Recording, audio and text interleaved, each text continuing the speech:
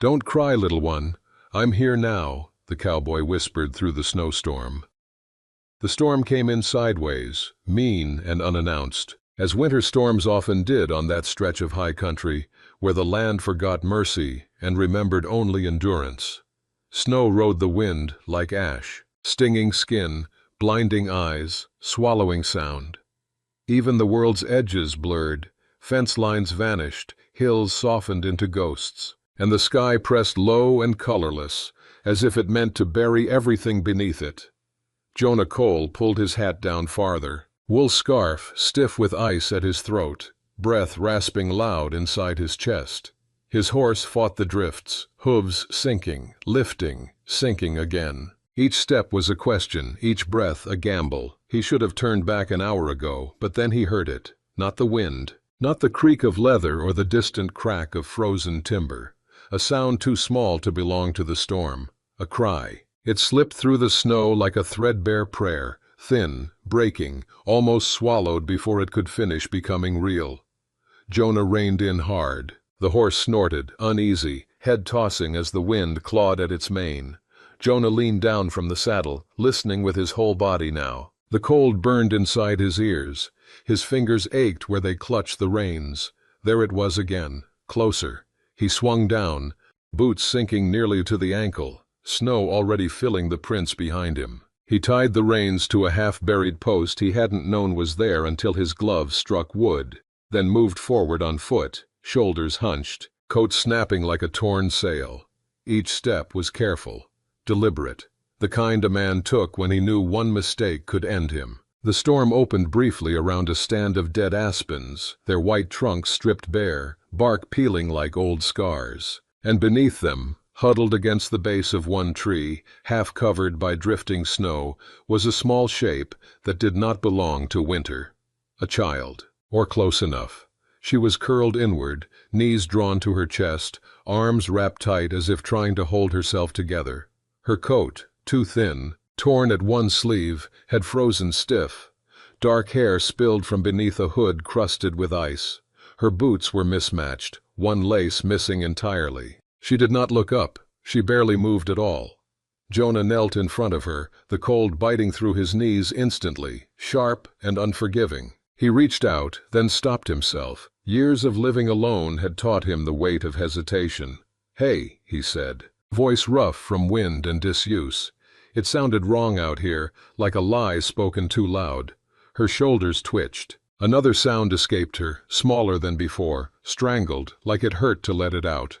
Jonah swallowed. He leaned closer, lowering himself so his eyes were level with hers, though she kept them closed tight, lashes clumped with frost.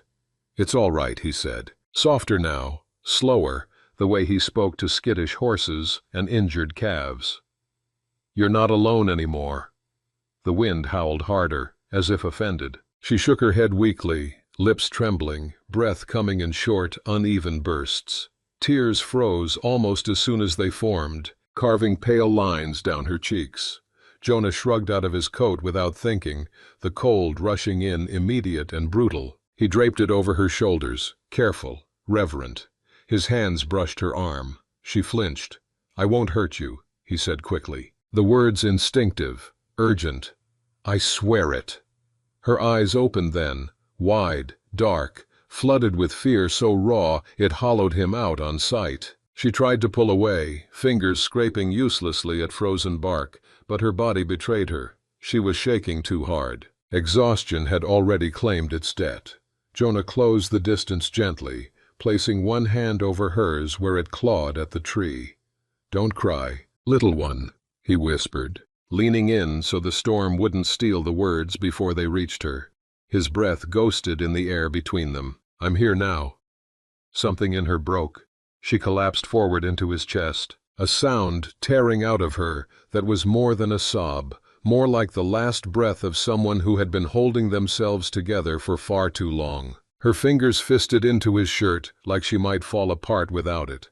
Jonah wrapped both arms around her without hesitation, pulling her close, shielding her from the wind with his body. He could feel how cold she was, not just chilled, dangerously so. Her skin burned through the thin fabric of his shirt, heat trapped beneath ice. "We gotta get you warm," he murmured, more to himself than her. "Real warm. Right now." She nodded weakly against him, teeth chattering so hard he could feel it through bone. He lifted her carefully, surprised by how light she was. Too light. Winter had already been chewing on her for a while. He tucked her against his chest, turning his back to the storm as best he could, and started back toward the horse. Snow filled the air behind them immediately, erasing where they'd been, as if the land meant to pretend she'd never existed. But Jonah held her tighter, jaw set, steps steady. He would not let Winter take this one. By the time Jonah reached the horse, the storm had thickened into something alive. Snow slammed sideways, piling against the animal's flanks, frosting its lashes white. The horse shifted nervously as Jonah approached, but stilled when he pressed his forehead briefly to its neck, a quiet exchange of trust forged over too many winters to count. "It's all right," Jonah murmured again, though this time he wasn't sure who the words were for. The girl barely stirred as he lifted her into the saddle first, settling her against the rolled blanket, one arm secured around her so she wouldn't slip. He mounted behind her, wrapping his coat tighter around both of them, his own body taking the brunt of the cold. She fit against him like she had been shaped by necessity rather than chance. Too quiet. Her head lolled against his chest, breath shallow but steady.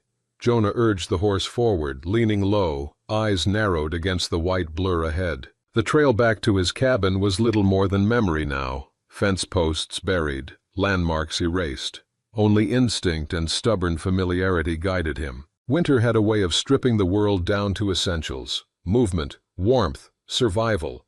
The ride felt endless. Time dissolved into the rhythm of the horse's laboring steps, and the steady rise and fall of the girl's breath against his ribs. Jonah focused on that, on keeping her breathing, on not letting the storm steal her again. At last, a darker shape emerged from the snow. His cabin, half buried, roof bowed under the weight of white. Smoke did not rise from the chimney. He hadn't lit the fire before riding out. Regret stabbed sharp and fast. Jonah dismounted clumsily, legs stiff, joints screaming, and lifted her down again, cradling her close as he shouldered the door open. Cold followed them inside like a living thing. The cabin was small. One room, one narrow bed, a rough table scarred by years of use. The smell of pine and old smoke lingered faintly, but it wasn't enough, not yet. Jonah kicked the door shut behind him and moved quickly, laying her down on the bed, boots still on, coat still wrapped tight. Her lashes fluttered. "No," she whispered hoarsely, one hand grasping weakly at his sleeve. "Don't." "I'm not going anywhere," he said immediately, kneeling beside her. "Just getting the fire going, you hear me?" Her fingers loosened, though they didn't let go entirely. Jonah worked fast. Muscle memory took over. Kindling, flint, breath held as sparks caught. The fire came to life reluctantly, flames licking upward, weak at first, then stronger. Warmth crept into the room inch by inch. He filled a kettle, set it near the flames, then returned to her side. Up close, she looked even younger. Her skin was pale beneath the dirt, lips cracked and blue-tinged. There was a bruise blooming darkly along her jaw, another at her temple half hidden by hair. Jonah's jaw tightened as he brushed frozen snow from her lashes. "Can you tell me your name?" he asked quietly. She swallowed, eyes unfocused, staring somewhere beyond him. "Mara," she whispered. Or maybe it was something else. The storm still rang in his ears. "Mara," he repeated gently, anchoring the word. "All right. I've got you, Mara." He stripped off her frozen coat carefully, peeling fabric away from skin inch by inch so it wouldn't tear. Steam rose faintly as the heat reached her. He wrapped her in blankets, layering them, tucking them tight the way his mother used to when winter came hard and unforgiving. Her shivering slowed, not stopped, but eased. The kettle began to hiss. Jonah poured water into a tin cup, added a pinch of dried herbs, something bitter but warming, and brought it to her lips. "Small sips," he said, slow. She obeyed, though each swallow seemed to cost her effort. Her eyes stayed on his face the entire time, tracking him like he might vanish if she blinked. When the cup was empty, he set it aside and sat back on his heels. watching the color slowly return to her cheeks. Silence settled between them, thick and fragile. Outside, the storm screamed its frustration against the walls, but inside, something else began to form. Not peace, not yet. Shelter. Mara shifted slightly, wincing. "Hurts," she murmured. "I know," Jonah said. "You're safe here. Nothing's going to touch you tonight." She frowned faintly, like the word meant something unfamiliar. "No one's ever said that." The admission landed heavy. Jonah reached out, hesitant now, and rested his hand over the blanket near her shoulder, not touching skin, just close enough to be felt. "Well," he said quietly, voice low and steady, "get used to it." Her eyelids drooped, exhaustion finally claiming its due. As sleep pulled her under, her fingers curled again into his sleeve, reflexive, afraid. Jonah didn't move. He sat there through the worst of the storm, fire crackling, shadows dancing along the walls, listening to the wind rage and the slow, stubborn proof of life breathing softly beneath his hand. Winter had taken enough from him already. It would not take her too.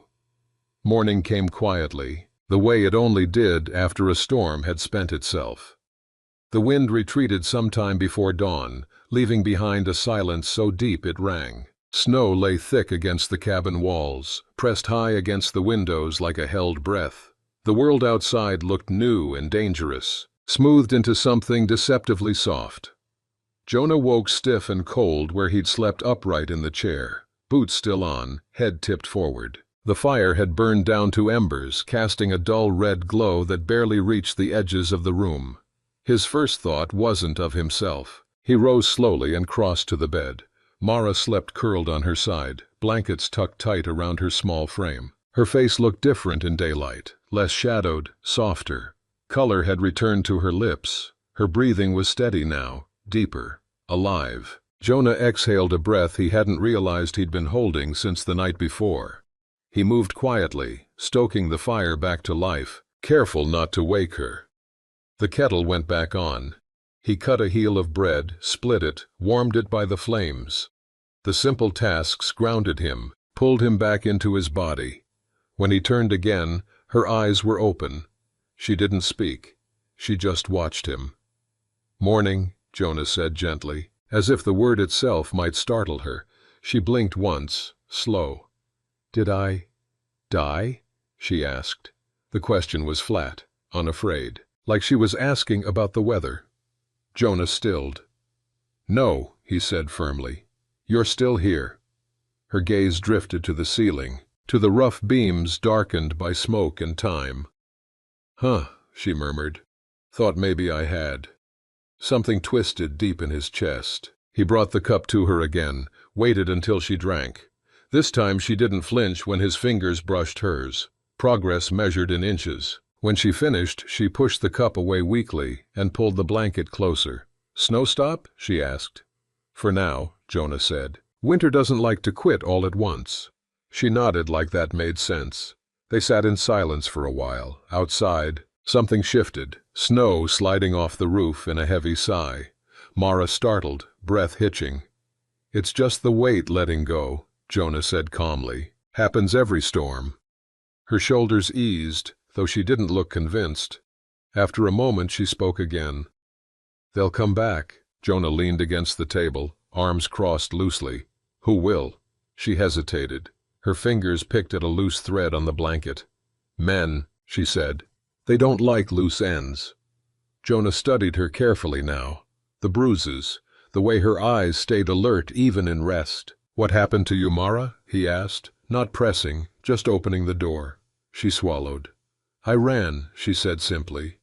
"They didn't like that." "Who are they?" She shook her head. "Names don't matter. They wear coats and carry papers. They say it's for your own good."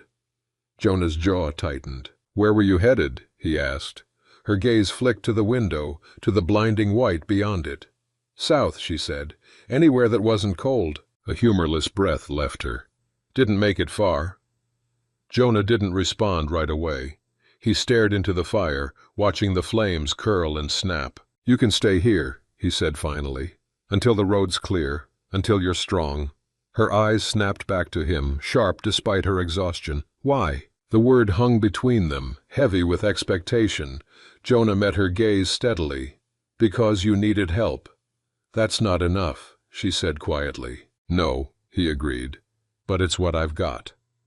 She searched his face like she was looking for cracks, lies, motives, whatever she'd learned to fear. At last, she leaned back against the pillows, gaze drifting away.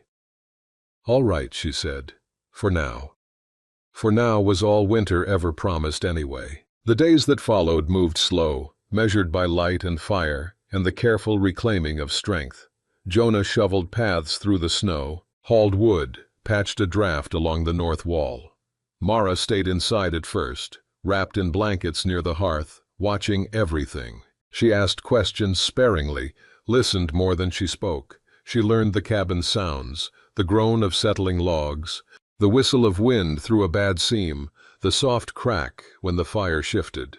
She learned Jonah's rhythms, too, how he rose before light, how he touched the doorframe every time he went out, like a habit he didn't remember forming, how he spoke to the horse like it was an old friend. One afternoon, when the sun cut weakly through the clouds and the cold eased just enough to breathe without pain, Mara stood. Jonah looked up from mending a harness, surprised.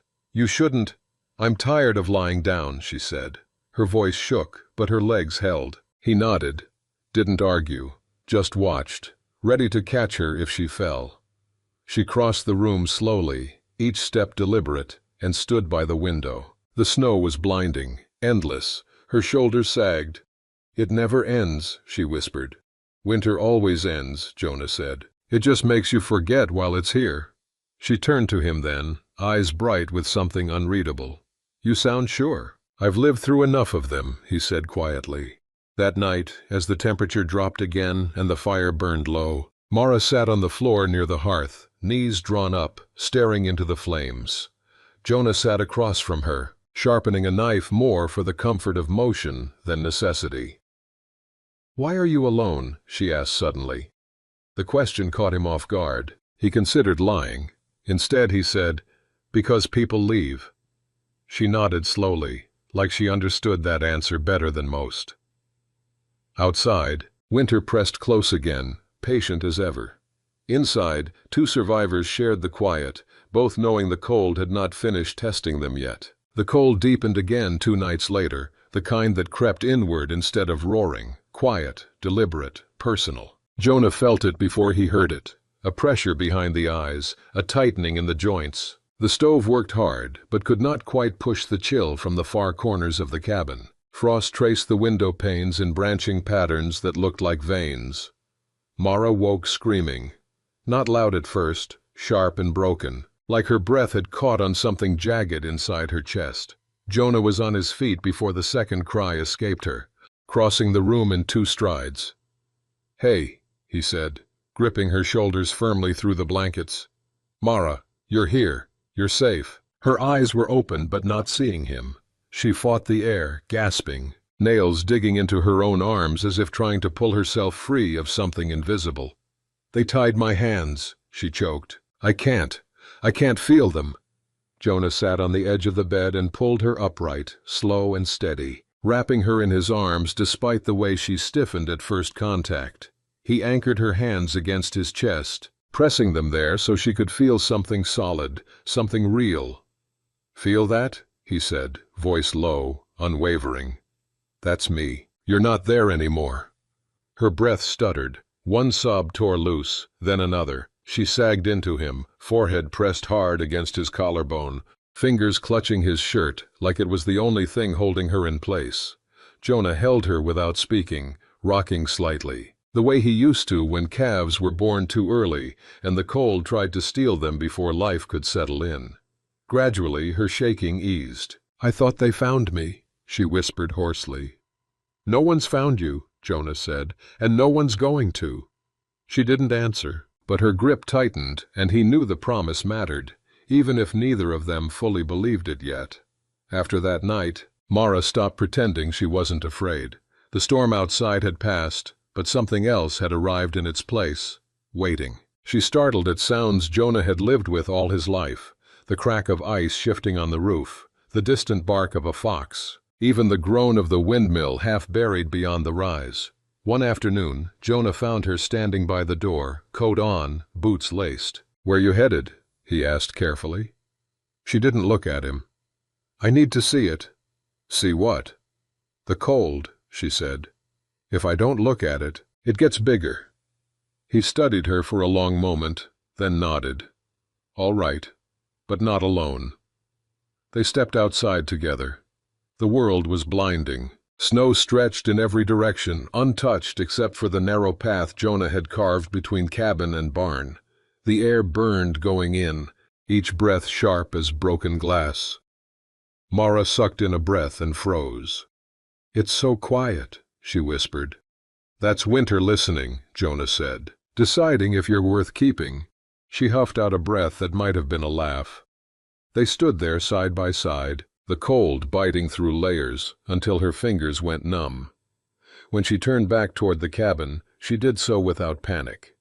Progress, Jonah thought, was a fragile thing.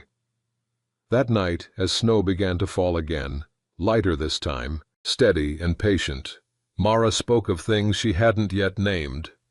"They said I belonged to the state," she said, staring into the fire. "Said it like it was kindness." Jonah's hands curled slowly into fists. "They said winter would teach me obedience," she continued. "Said cold makes people honest." "Cold just makes people desperate," Jonah said. She glanced at him, something searching in her eyes. "What did it make you?" The question lingered. "Lonely," he said at last. Her gaze softened, not with pity, but recognition.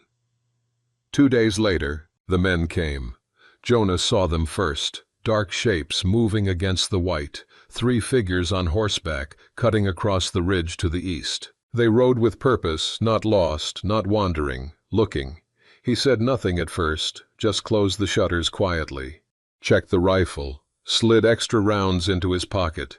Mara watched him, face pale but steady.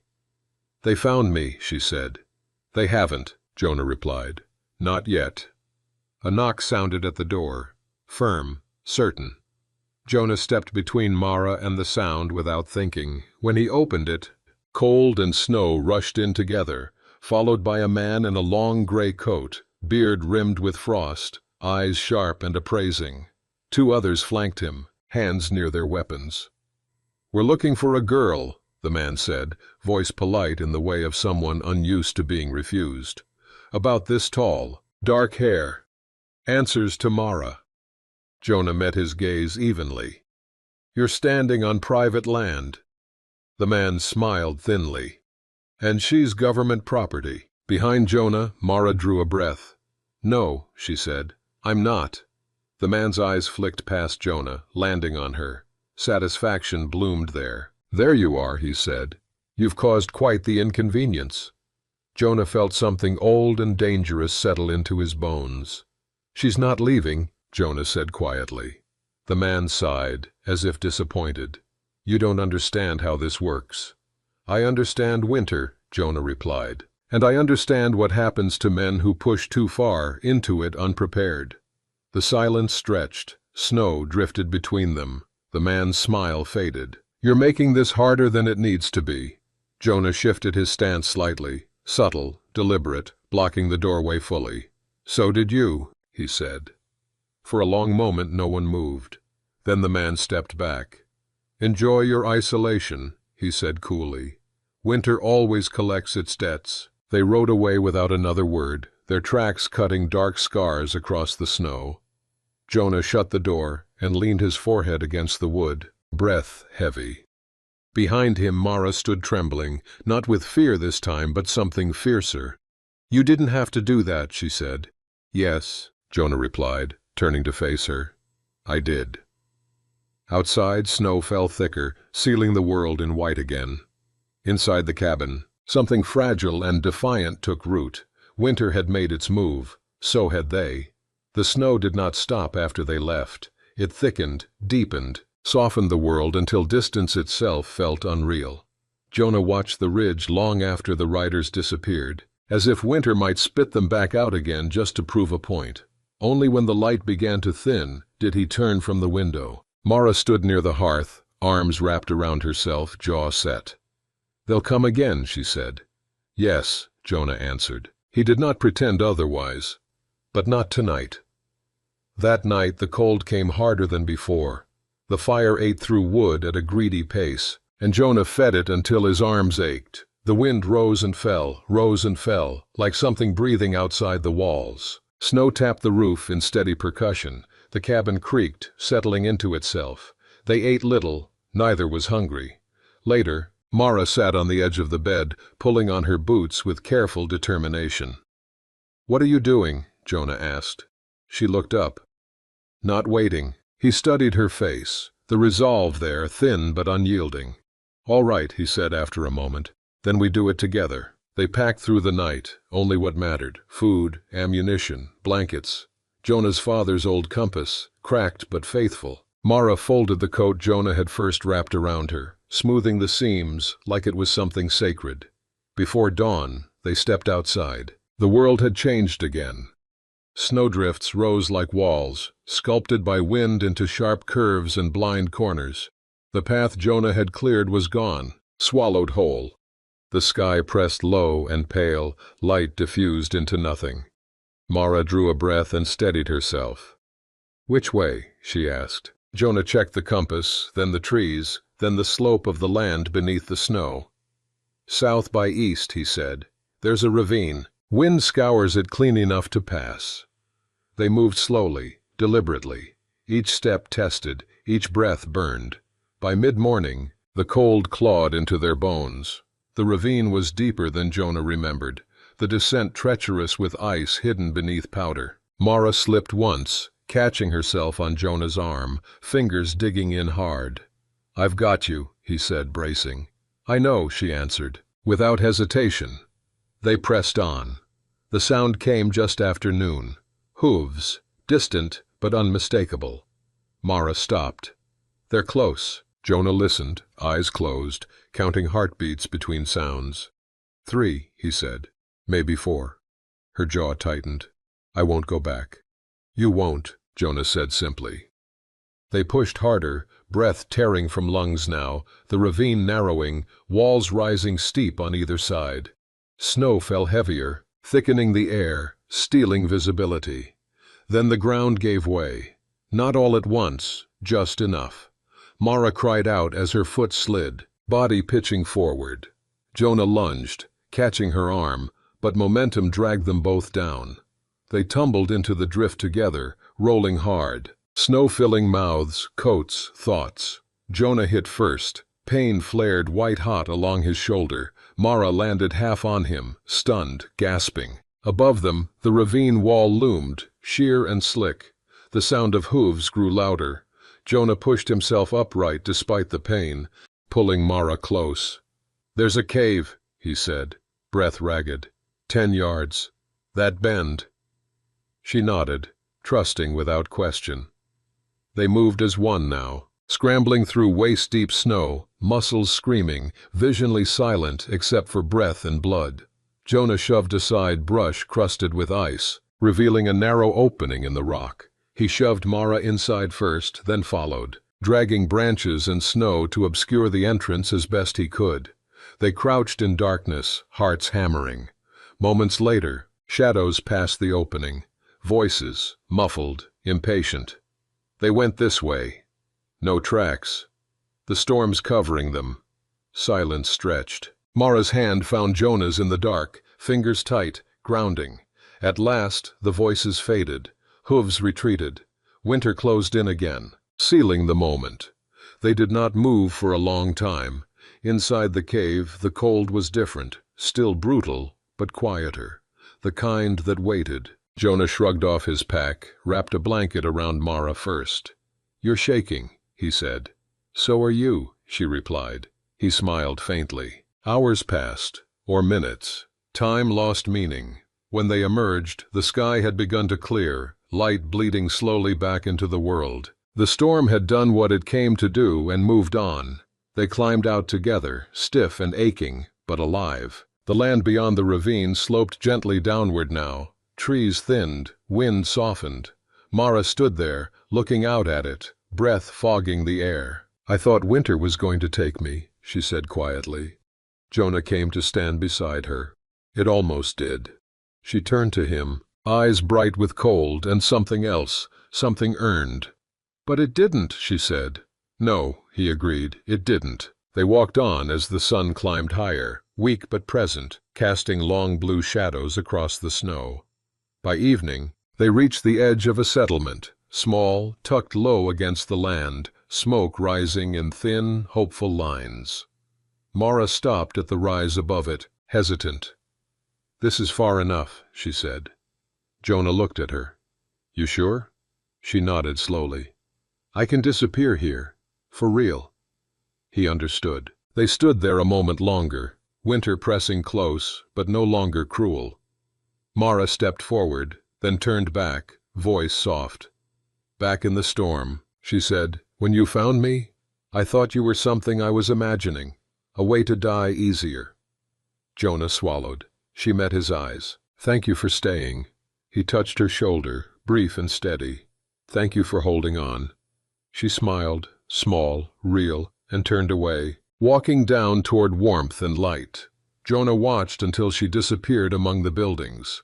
Then he turned back toward the white. Winter still ruled these lands, always would, but somewhere in its vast, unforgiving quiet, it had failed to take everything, and that, Jonah knew, was enough.